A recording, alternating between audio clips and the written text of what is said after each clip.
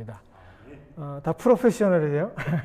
어디 내놔도 부족함이 없는 우리 전우사님, 또 여기에 귀한 마음을 두게 하시고 우리가 같이 예배할 수 있도록 인도해 주셔서 감사하고, 가만히 보니까 여러분들도 프로페셔널이에요. 여기 비즈니스 하려고 온 사람 하나도 없는 것 같아요. 예. 큰 교회는 이렇게 좀 같이 몰려서 다니는 경우가 좀 있는데, 여기는 특별한 마음 갖지 않으면 오기 힘들죠. 예. 비즈니스는 전혀 없을 테고, 그리고 또 심심해서 오시는 분들도 없을 것 같아요. 예. 집에서 쉬지. 예. 그렇죠. 예. 사람 만나고. 근데 이렇게 찾아오신 것은 하나님께서 부르셨기 때문입니다. 예. 제가 부담 드리는 게 아니라 거기부터 예배는 시작됐다는 것을 지금 말씀을 드리는 거예요. 예배가 여기서 시작된 게 아니라 그 마음을 품었을 때 하나님께서 그 마음을 인도하시고 지켜주심으로 예배가 시작되었다는 것을 기억하시기 바랍니다. 아멘이 안 들려. 아멘. 예, 아멘. 예. 누가 억지로 이렇게 불렀다고 해도 그 마음 주시고 그것을 용납할 수 있도록 한 것도 누가 하신 거예요? 하나님께서 하신 거예요. 예. 말씀을 같이 나눌 때 우리 가운데 함께 하시는 하나님, 또 하나님께서 이 자리에 불러주시고 초청하신 거죠. 왕 대신 하나님께서 이 자리에 뭐 와주세요 그런 게 아니죠. 초청을 해주셨고 거기에 참여함으로 지금까지 경험하지 못했던 신령한 것, 신령하고 비밀스러운 것을 경험할 수 있기 바랍니다. 잠깐 기도하겠습니다. 하나님 은혜를 감사합니다. 하나님께서 이 시간 우리와 함께 하시고 또 우리로 주님 앞에 모여 찬양하게 하시며 기도하게 하시고 또 말씀 앞에 서게 하심을 감사를 드립니다. 하나님 우리를 부르셨사오니 우리의 마음을 열고 또 하나님을 우리 마음속에 받아들입니다. 성령 교통하심이 우리 마음속에 가득 채워주심을 경험할 수 있도록 인도하시고 주께서 말씀하실 때 우리가 듣게 하여 주시옵소서. 말씀하시옵소서. 듣겠나이다. 함께 하심을 감사드리며 예수님 이름으로 기도합니다. 아멘.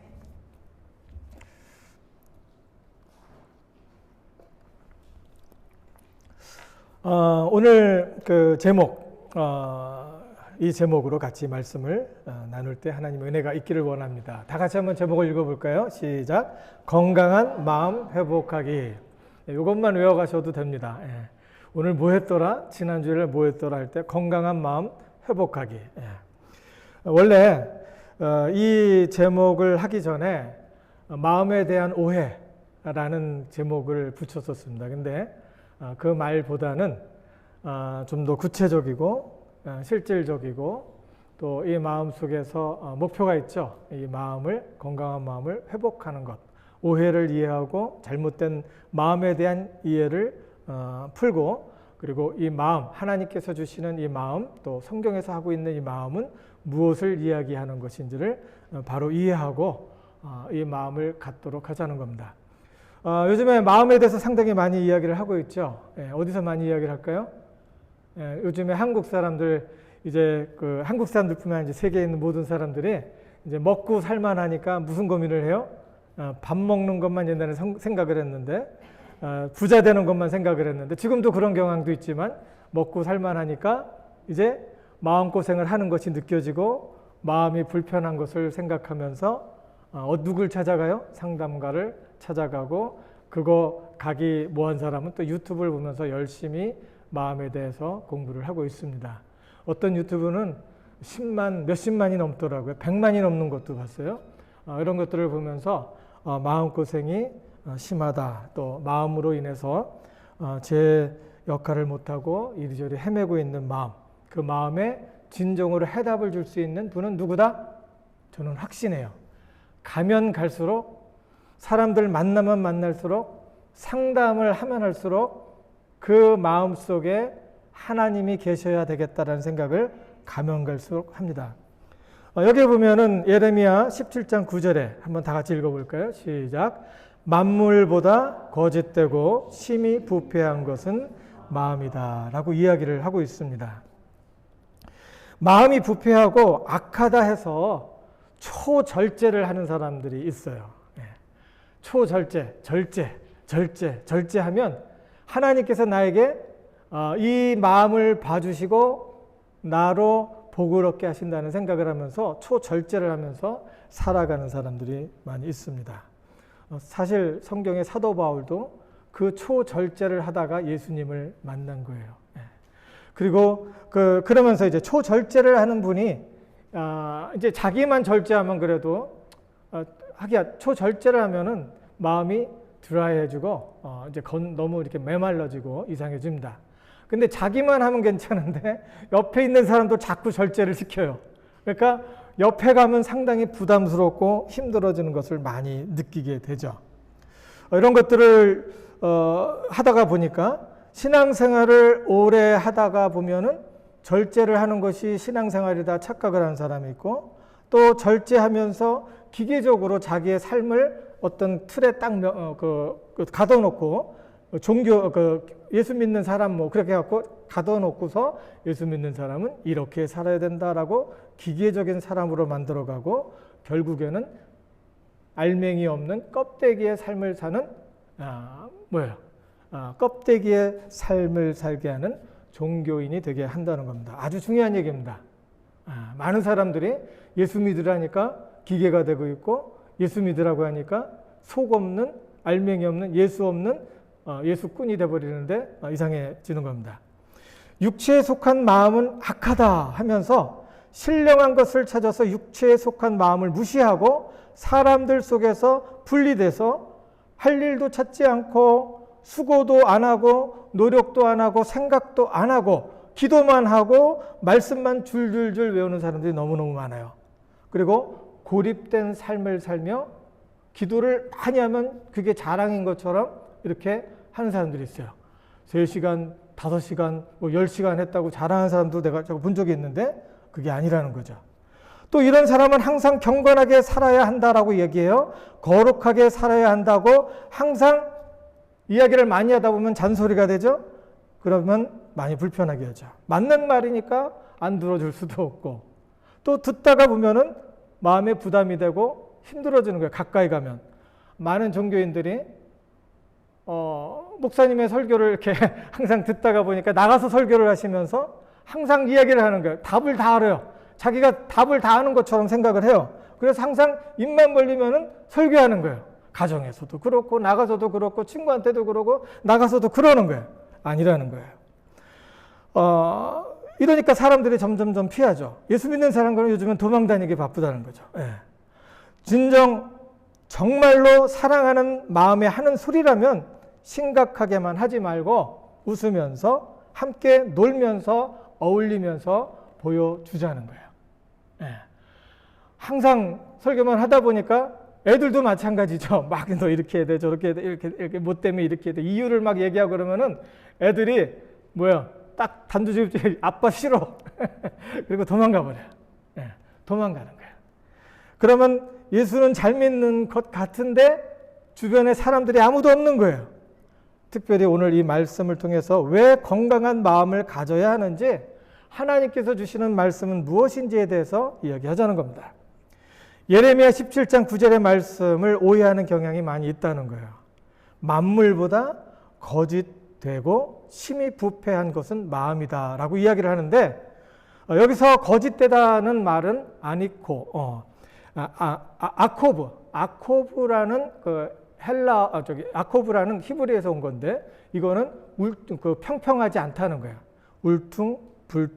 울퉁불퉁해서 그 위에 뭔가 이렇게 집을 세운다든지 그 위에 뭔가를 얹어 놓으면은 이게 균형이 안 맞아 갖고 힘든 거예요.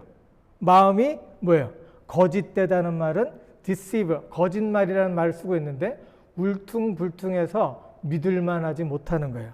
거기에 신뢰를 하고 그 마음을 따라서 그 마음 먹은 대로 살면 곤란하게 된다는 거예요.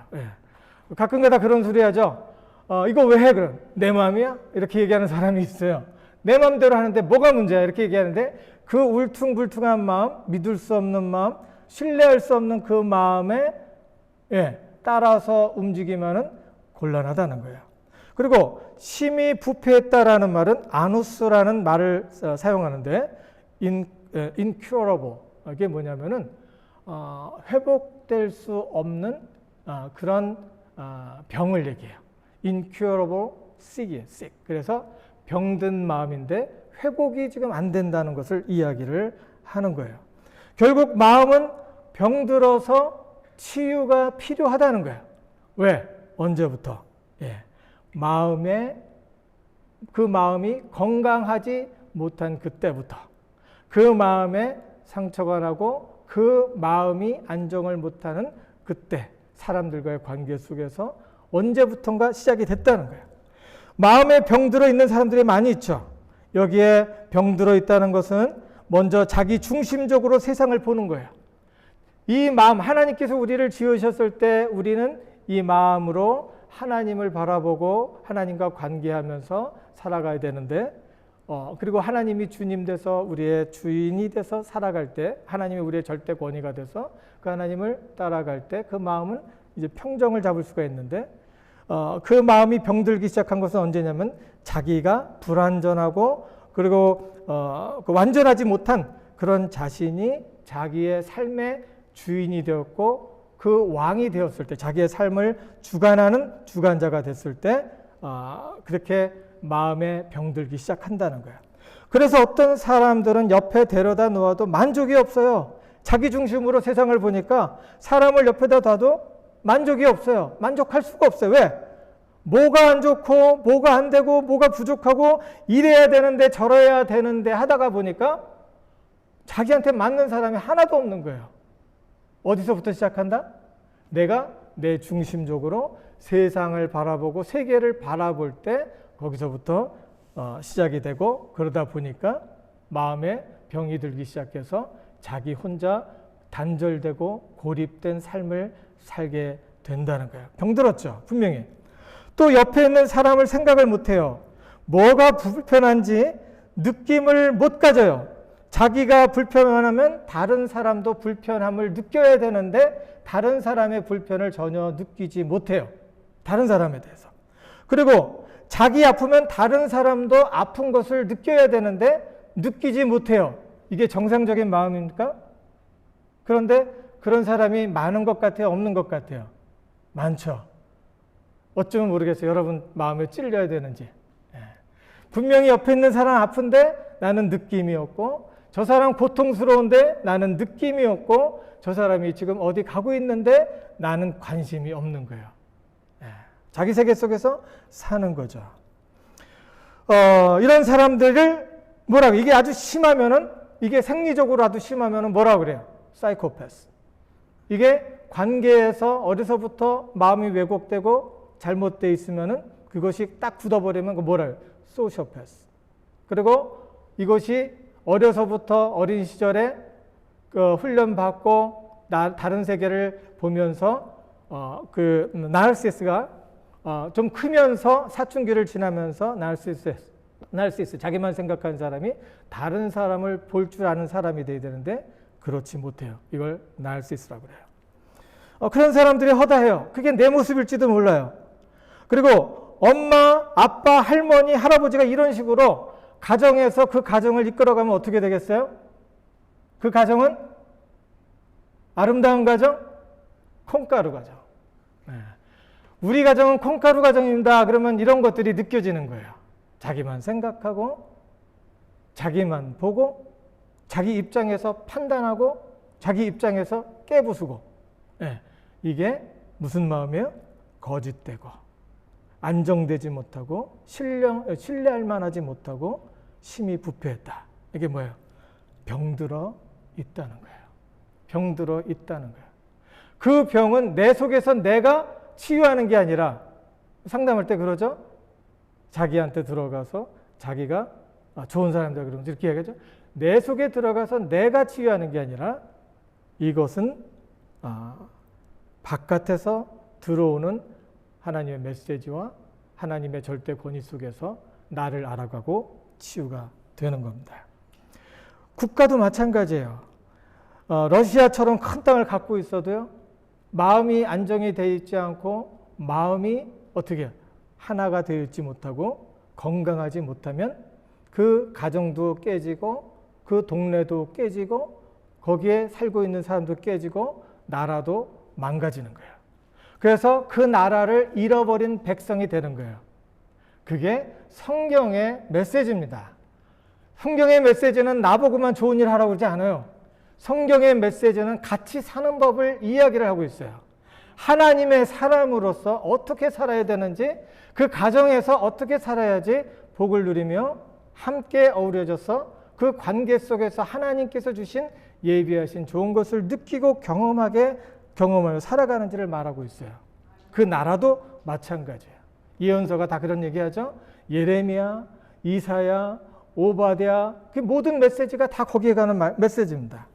여기 예레미야 17장 내용에 보면은 마음이 병들면 우둔한 행동을 하게 되고 후회할 짓을 하게 된다는 거예요. 예레미야 17장 꼭 읽어보세요. 제가 시간 많이 없어서 그거 다 읽으면 여러분 그냥 하다가 그냥 다 나갈 것 같아요. 그래서 제가 다 읽어드릴 수는 없어요. 가서 읽고 생각해 보시기 바랍니다. 마음이 병들면 우둔한 행동, 미련한 행동을 하게 되고 후회할 짓을 하게 된다는 거예요.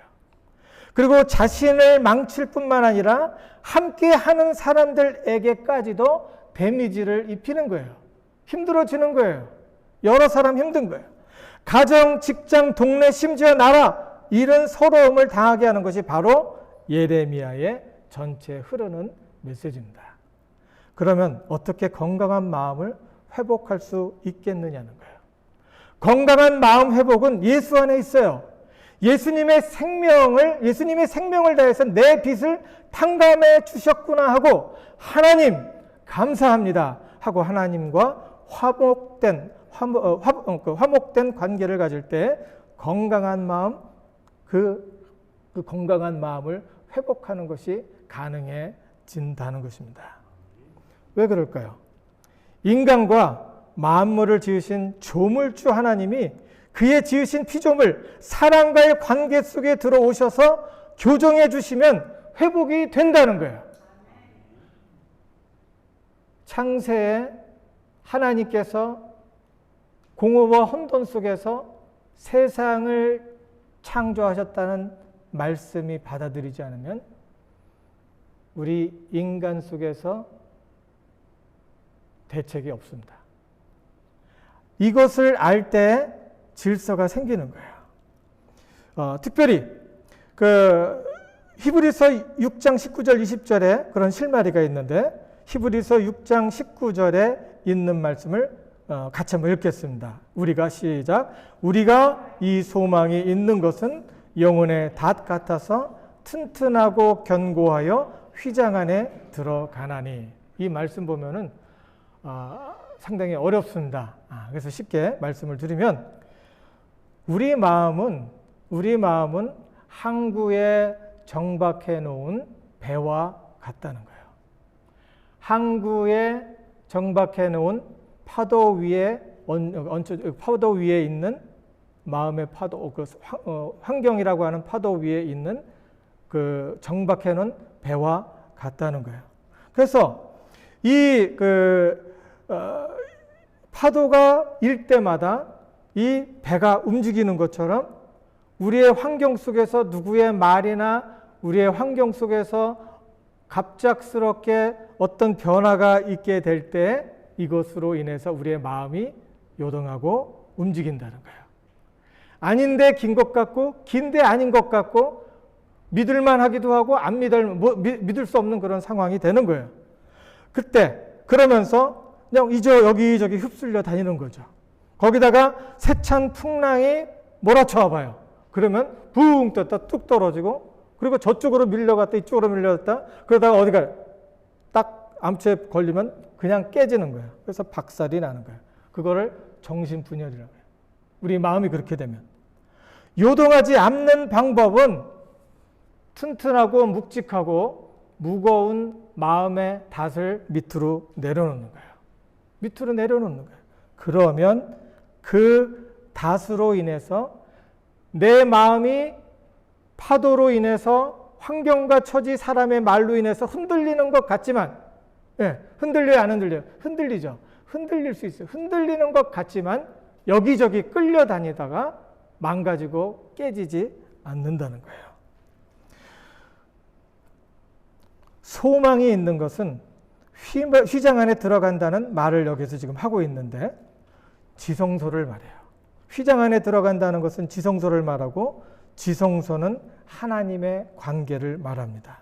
하나님과의 1:1 관계를 가질 때에 우리의 마음은 배 위에서 닷을 내려놓는 것과 같이 우리 마음은 안정과 평화를 유지할 수 있다는 거예요. 바로 그것이 하나님과의 관계예요. 그러면 어떻게 그런 마음을 가질 수 있느냐? 예레미야 29장 13절에 보니까 너희가 전심으로, 한번 같이 읽어볼까요? 시작. 너희가 전심으로 나를 찾고 찾으면 만나리라. 하나님의 관계는 하나님을 전심으로 찾고 찾을 때에 만남을 통해서 관계가 이루어진다는 거예요. 여기서 하나님을 만난다고 하니까 기도만 열심히 하고 막 그냥 그 광쪽으로 이렇게 예배하면 만나는 게 아니에요. 전심으로 만난다는 것은 뭐냐면은 마음을 다해서 전심으로 찾으면, 마음을 다한다는 것은 뭐냐면 보고, 듣고, 느끼고, 생각하고, 깨닫고, 의지로 찾는 것을 말해요. 보고, 듣고, 느끼고, 깨닫고, 의지로 찾는 것을 말해요. 보는 것은 뭐예요? 주의를 보세요. 성경 로마서 1장에 보면은 하나님을 알만한 것이 주위에 있음에도 불구하고 저들이 깨닫지 못한다고 그래요. 그 마음에 하나님을 두기 싫어하고 조물주 하나님을 바꾸어서 피조물을 조물주로 여기면서 살아가고 있다라고 이야기하는 거예요. 옆에 주위를 돌아보세요. 내가 띵 하고 세상에 나와서 나만 사는 게 아니잖아요. 그러면 그건 우연이라고 할 수 있어요. 만약에 내가 그렇다면. 근데 옆에 있는 사람도 띵 하고 나왔다고 그러면 우연이 아니잖아요. 이게 수만 수천 사람이 있다면 우연이 아니잖아요. 이것을 보면서 우리는 어디서 왔을까? 어디로 갈까? 하는 생각을 하는 것은 지혜롭다, 미련하다. 지혜로운 이야기예요. 마음을 다한다는 것은 보라는 거예요. 그리고 들으라는 거예요. 그리고 느끼라는 거예요. 그리고 생각해 보라는 거예요. 그리고 깨닫는 것은 하나님께서 직관적으로 주시는, 우리가 보지 못하고 느끼지 못하고 피부로 느껴볼 수는 없는 거지만 하나님께서 알게, 직관적으로 느끼게 해주시는 그런 것들을 통해서 하나님을 찾으라는 거예요. 그러면 하나님께서 우리로 하나님을 알게 해 주신다는 거예요. 예수님을 알면 알수록 내가 뭐 뜨거운 것이 없고 막 그런 것 같아도 내가 마음에 이해가 되고 또 마음에 이것이 진짜구나라는 것이 느껴질 때 하나님은 거기 계신 거예요. 하나님은 우리의 기억 속에, 우리의 생각 속에 동참하셔서 우리로 그 전에 있었던 그 길을 가지 않고 새로운 것을 느끼게 해 준다는 거예요. 알게 해 주신다는 거예요. 그러면 하나님을 만날 수 있다는 거예요. 마가복음 12장 30절에 보니까 내 마음을 다하고, 같이 읽겠습니다. 내 마음을 다하고 목숨을 다하고 뜻을 다하고 힘을 다하여 주 너의 하나님을 사랑하라 라고 이야기를 하고 있어요. 여기에서 마음은 칼디아스, 그래서 그릭, 히브리어, 헬라어로 심장, 감정, 내적인 자아, 의지를 말합니다. 여기서 마음을 다한다는 소리는 나의 심장, 나의 감정, 내적인 자아를 다해서, 내적인 자아가 하나님 앞에 관심을 두는 거예요. 그리고 의지를 갖고 하나님 앞에 가는 것을 말해요. 그리고 목숨은 여기, 목숨을 다하라는 소리는 푸스케, 그래서 영혼, 직관적으로 하나님을 느끼는 것을 말해요. 만물 속에 계신 하나님을 직관적으로 느끼고 깨달을 수 있음에도 불구하고 생각이 전혀 없으면 안 된다는 거예요. 그리고 여기서 뜻은 뭐냐면 디아노이스, 그래서 마음, 이성적인 판단, 이해, 지혜를 말해요. 그래서 이성을 가지고 판단력을 갖고 이성을 갖고 이게 뭔지 분석하고 판단해서 하나님께 돌아오라는 거예요. 신앙생활은 이성을 필요하지 않는다라고 생각하고 무조건 믿으면 된다고 하는데 그거는 잘못된 거예요. 전인적으로 하나님에 대한 정보가 들려오고 그런 것들이 있으면은 그 정보를 놓고서 생각하고 판단하고 분석하고 그리고 그 맞는 하나님을 마음속에 가져오는 거예요. 이게 전인격적인 신앙생활이에요. 마음으로만 하는 게 아니고 영으로만 하는 게 아니고 생각과 의지와 감정과 이런 모든 것들을 다 동원해서 하나님을 찾는 것을 말합니다.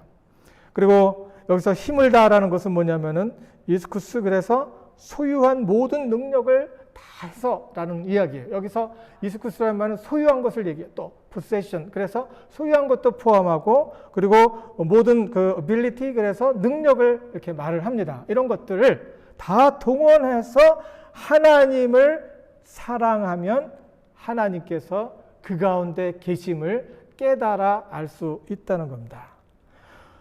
이렇게 찾으면 하나님께서 우리에게 무슨 말씀을 해주실까요? 하나님과 가까이 가면 갈수록 하나님께서 무슨 말씀을 해주실까요? 내가 너 사랑한다는 거예요. 내가 창세 때부터 내가 태어나기 전부터 나는 너를 지목하여 보았고 지목하여 너를 불렀다는 말씀이 누구를 통해서 메시지를 통해서 우리에게 전달이 되는 거예요. 너는 내가 사랑한다. 하나님이 세상을 이처럼 사랑하사 독생자를 주셨으니 이는 저로 멸망치 않고 영생을 얻게 하려 하심이라. 이처럼 사랑하신 아들을 주시기까지 사랑하신 것을 깨닫게 되는 거예요. 하나님 사랑하니까 어떤 사람은 그렇게 생각해요. 그냥 하나님 앞에 끌려다니기만 하면 그게 무슨 신앙생활이냐 뭐 이렇게 얘기하는데 하나님을 사랑하면 사랑할수록 자기를 사랑할 수 있는 거예요. 왜? 그 사랑한 하나님이 나를 사랑해 주시니까. 그리고 내가 소중한 인생이라는 것을 깨닫게 되는 거예요. 하나님을 사랑하면 사랑할수록 들으면 들을수록 가까이 가면 갈수록 하나님께서 말씀을 통해서 사람들을 통해서 확신시켜 주는 것은 뭐냐면은 내가 그렇게 소중해? 나한테 그런 잠재력이 있어? 하나님께서 나와 함께 하시면 내가 해낼 수 있다는 소리야? 이런 것을 느끼게 되면서 도전하고 정진하고 지금까지 해보지 않았던 두려운 일들을 해낼 수 있다는 겁니다. 두려워요? 두려워 말라고 하잖아요. 내가 너와 함께함이라. 너를 붙들리라. 나의 의로운 오른손으로 너를 도와주리라. 이런 말씀이 어디 있어요? 하나님 앞에 가면은 이런 말씀을 해주신다는 거예요. 하나님 사랑하면 자기를 찾을 수 있어요. 자기의 소중함을 깨달을 수 있다는 거예요. 성경에 한 예가 있어요. 소중한 닷을 하나님께 두었던 아브라함의 이야기입니다. 히브리서 6장 14절에 같이 읽겠습니다. 가라사대 내가 반드시 너를 복주고 복주며 너를 번성케 하고 번성케 하리라 하셨더니 저와 이같이 오래 참아 약속을 받았느니라. 이 말씀이 힘이 있는 것이 바로 저가 이같이 오래 참았다는 거예요. 그러니까 인간미가 좀 느껴지고 뭔가가 좀 느껴져요. 아브라함도 평생을 들어서 참고 참았더니 하나님께서 약속해 주신 것을 삶을 통해 이룰 수가 있었구나라는 것을 알게 된 거예요. 하나님 사랑하면 자신과 주변에 있는 사람이 소중한 것을 알게 되는 거예요. 그리고 사는 것이 은혜라는 것을 느끼게 되는 거예요. 자존감이 생겨요. 내가 왜 여기에 살아야 되는지, 그리고 내가 왜 이 시간 숨 쉬고 있어야 되는지를 느끼게 되는 거예요. 그리고 자신감이 생기는 거예요. 하나님께서 함께 하신다니까. 그리고 무엇이든지 도전하고 해볼 만한 거예요. 다른 사람들은 이거 계란으로 바위치기다라고 얘기할지 몰라도 하나님께서 함께 하신다는 이야기를 하나님과 긴밀한 관계를 통해서 계속해서 듣다 보니까 돈키호테 같아도 여기 돈키호테 있죠. 바보 같지만 그 바보가 해보더니 뭔가 사건을 저지르는 거예요. 믿음 가운데 할 수 있는 거예요. 그런데 사람이 하나님을 사랑하지 않고 돈을 사랑해봐요. 그럼 어떻게 돼요? 돈을 사랑하며 내 자존심과 나의 체면을 하나님 위에 두고 내 자랑거리를 사랑하면서 살아가면 어떻게 돼요? 결과는 어떻게 될 것 같아요? 나 자신을 알게 되나요? 나 자신을 사랑할 수 있게 되나요? 다른 사람과 비교돼 갖고 망가지는 거예요. 참 신기하죠? 돈을 사랑하면 망가지고 하나님을 사랑하면 자기를 발견하고 하나님 안에서 세워질 수가 있는 거예요. 사람이 되고 싶어요? 하나님 사랑하세요. 사람이 되고 싶고 사람으로서 평강과 행복을 누리면서 살고 싶어요? 하나님 사랑하세요. 하나님께서 우리를 그곳으로 인도하십니다. 돈을 사랑하는 사람 치고 사람과 가까워지는 사람 있습니까? 네. 그리고 돈을 사랑하는 사람 치고 비교하지 않는 사람 있어요? 네. 비교하죠. 살아보셨으니까 알죠. 네. 비교하죠. 그리고 따지고 배도 자주 아프죠. 네. 남이 나보다 더 가졌으니까. 네. 또 어떻게 하다 보니까 가진 것이 너무너무 배 아파갖고 밥도 못 먹는 사람이 있어요. 너무 배 아프고 속상하고 열등감에 쩌들려 사는 겁니다. 그런데 하나님 사랑하면 내 인생을 창조적으로 개발해 갈 수 있어요. 신나는 인생이 펼쳐지고 모든 것을 도전해보고 사람들과 함께 어울리면서 그 속에서 하나님 주신 사명을 느끼는 거예요. 사람들 속에서 하나님께서 나를 부르셨구나. 누구 속에서? 이 사람들 속에 나를 부르셨구나라는 생각이 들고 사명을 느끼는 거예요. 가정에서는 엄마는 엄마의 사명을 가지고 하나님을 믿을 때 살 수 있는 거예요. 아빠는 아빠가 돼야 돼요. 아빠로서의 사명을 갖고 살 수 있는 거예요. 자녀는 자녀로서, 딸은 딸로서, 친구는 친구로서 사명감을 갖게 되는데 누구 안에서? 예수 안에서 우리 자신을 찾을 수 있는 거예요. 요즘에 사회 문제 많잖아요.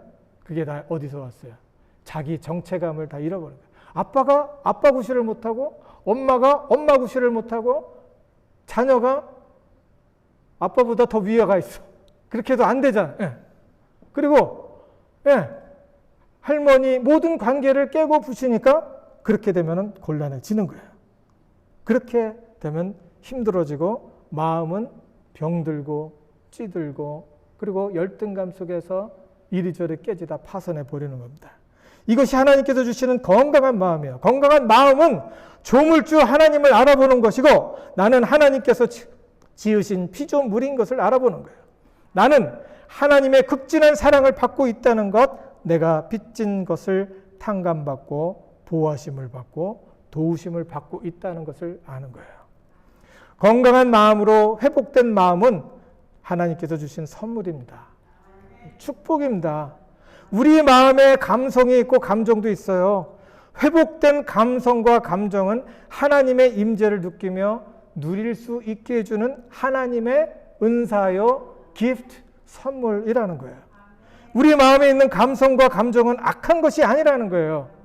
초절제를 하면서 이 가슴, 내가 갖고 있는 모든 것은 육신적인 것이기 때문에 나는 영적으로 그냥 기도만 한다든지 이게 아니에요. 자기에게로 돌아와서 하나님께서 주신 감정, 감성, 그리고 하나님께서 주신 이성 모든 것들이 하나님께 나에게 주신 축복인 것을 믿고 더 가까이 누리면서 살 수 있는 겁니다. 하나님과 더 가까이 할 수 있도록 돕는 선물이라는 거예요. 여러분 행복해요? 찬양하시기 바랍니다. 손뼉치며 찬양하세요. 그것처럼 행복한 찬양이 없어요. 하나님도 기뻐하시고 나도 기쁜 거예요. 이게 감정이죠. 행복한 감정이 나로 더 큰 행복으로 이끌어 간다는 거예요. 슬퍼요? 하나님께 나가서 슬프다고 해보세요. 말할 수 없는 탄식으로 우리를 위해서 기도하십니다. 성령도 우리의 연약함을 도우시나니 우리가 마땅히 빌 바를 알지 못하나 성령께서 말할 수 없는 탄식으로 성도를 위하여 기도 간구하시느니라. 절대로 우리 슬픔이 우리를 이기고 영원한 절망으로 이끌지 않는다는 거예요. 화가 났어요? 네, 이것도 하나님께서 주신 감정이에요. 화났는지 잘 생각해보고 왜 화가 났는지 잘 생각해보고 내가 오버했으면 물러서고 그리고 정당하면 공평하고 의로우신 하나님께 환경과 처지를 정리해 주실 때까지 뭐해요? 기다려야죠. 인내하면서. 그리고 두려워요? 무엇이 두려운지 알아보고 하나님께 지혜를 구하면서 연구하고 방법을 찾으며 해결해 보시기 바랍니다. 함께 하시며 안전하게 보호하시는 하나님을 경험하게 되는 것입니다. 마음이 지쳤나요? 일단 밥부터 먹으세요. 마음이 지쳤으면 밥부터 먹어요. 힘 좀 내세요. 그렇게 하고 그 다음에 할 일, 잠 좀 주무세요. 물 좀 먹고 잠 자고 그리고 나서 밖으로 나가서 걸으면서 하나님 찾으면서 기도해 보세요. 그냥 무조건 기도만 하는 게 아니에요. 하나님 나는 죄인입니다. 지쳤는데 막 죄인이다 그러면은 너 큰 죄인이야 막 이러면서 막 이렇게 눌러요. 근데 하나님 앞에서 먹고 자고 나가서 걸으면서 하나님 기도하면 하나님께서 주신 이 아름다운 자연을 보면서 감사합니다. 내 문제가 이렇게 크지 않네요. 작네요. 그래서 하나님 앞에 영광 돌릴 수 있는 겁니다. 그리고 하나님의 위로를 경험할 수 있는 거예요. 또 건강한 마음은 기억하고 생각하는 마음이 있어요. 하나님께서는 우리의 마음을 다독이시며 우리를 위로하시는 하나님을 기억하고 생각하고 신뢰하는 거예요. 그리고 두려워 말라. 내가 너와 함께합니다. 놀라지 말라. 나는 너의 하나님이 됨이니라. 내가 너를 굳세게 하리라. 참으로 너를 도와주리라. 참으로 나의 의로운 오른손으로 너를 붙들리라. 말씀하시는 거예요. 또 건강한 마음은 기억하고 그 히브리서 6장 18절 19절 소망을 얻으려고 피하여 가는 우리에게 큰 안위를 받게 하려 하십니다. 우리가 이 소망이 있는 것은 영혼의 닷 같아서 튼튼하고 견고하여 휘장에 들어가나니 관계죠. 그리고 우리의 마음은 소망의 항구에 정박된 배와 같죠. 마음을 뒤흔드는 환경 속에서 살고 있어요. 사람들의 마음 속에 죄가 들어와서 정의가 왜곡되고 공평하지 않고 사고도 많은 이 혼돈의 세계 속에서 우리가 살고 있다는 것을 기억을 해야 돼요. 하나님 왜 나한테 이렇게 하십니까? 나는 왜 이렇게 잔인하십니까? 이게 아니에요. 우리는 그 죄로 왜곡된 세계 속에 살고 있고 하나님께서는 사람들을 주목하시고 하나님을 찾는 사람들을 뽑아서 건져내시고 있다는 거예요. 그게 구원이에요. 그게 구원의 역사가 지금 이렇게 일어나고 있는 거예요. 이런 세계 속에서 어떤 때는 두려움의 거센 파도, 어떤 때는 절망의 파도, 공포의 파도, 우울함의 파도, 슬픔의 파도, 열등감의 파도, 외로움의 파도, 분노의 파도, 죽어 없어지고 싶은 마음의 파도 속에서 잠잠하기를 원하는 마음, 그 마음을 예수님께서 붙들어 주시고 그 예수님과의 관계를 통해서 우리는 평안을 누리게 되는 겁니다. 다 같이 한번 읽어볼까요? 수고하고 무거운 짐진 자들아 다 내게로 오라. 내가 너희를 쉬게 하리라. 나의 마음은 온유하고 겸손하니 나의 멍에를 메고 내게 배우라. 그리하면 너희 마음이 쉼을 얻으리니 이는 내 멍에는 쉽고 내 짐은 가벼움이니라. 무슨 멍일까요? 믿는 멍이에요. 예수님 믿고 의지하시기 바랍니다. 기도합니다. 하나님 은혜를 감사합니다. 주님께서 이 시간 우리에게 말씀하시며 우리에게 이 말씀을 통해서 마음에 정리해 주심을 감사를 드립니다. 하나님 붙드시고 우리 마음속에 하나님을 신뢰할 수 있는 믿음으로 가득 채워주셔서 어렵고 험난한 이 세상 속에서 밝고 희망찬 삶을 살아갈 수 있도록 믿음 주시고 은혜 주시옵소서. 믿음의 눈을 뜨게 하시고 이미 하나님께서 우리와 함께 하시며 일하고 계심을 보고 증거할 수 있도록 축복해 주시옵소서. 각 사람 위에 하나님의 사랑하는 권속들 위해 축복하시고 저들의 삶 속에 개입하셔서 하나님의 귀하신 영광이 드러남을 보게 하여 주시옵소서. 감사드리며 예수님 이름으로 기도드립니다. 아멘.